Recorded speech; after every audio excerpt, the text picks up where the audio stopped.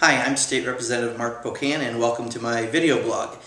Today, as part of my ongoing series about the state budget, I'd like to talk about clean elections and clean government, as well as consumer protection. Let's start with clean elections, clean government. There's a lot of things that happened here that didn't get a lot of attention in the media that are really significant.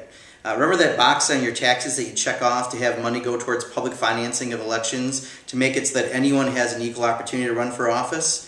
Well, next year you won't see that on your tax form because that fund is gone. In fact, all the money that was in that fund to help for public funding of campaigns and elections is instead going to go towards the implementation of the Voter Suppression Act, which is the photo ID bill. So they literally took money for a good purpose and put it to a very bad purpose, and they saw nothing wrong with that.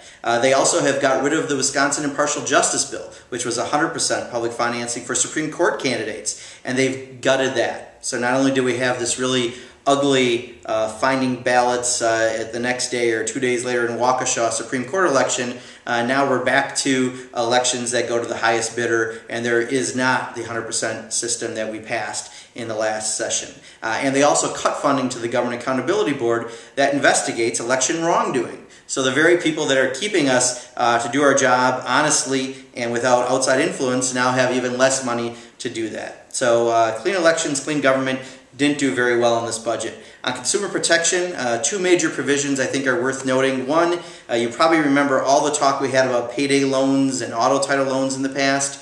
Well, they just drove a giant loophole through the little bill that we passed last session.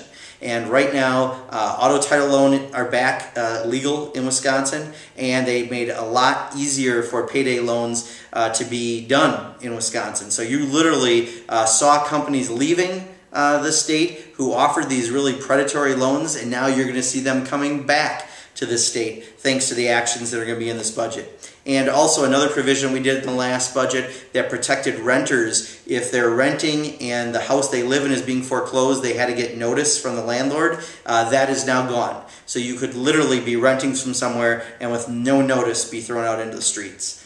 That's how the Republicans see consumer protection in this state. So those are just a couple more provisions I want to make sure people are aware of. We're going to keep at this and let you know everything that's in this budget. It's scheduled right now for Tuesday in the Assembly, but I'm going to keep making sure every single day we put more facts out there, and you'll know the budget as well as we do by the time this is over. Thanks for watching.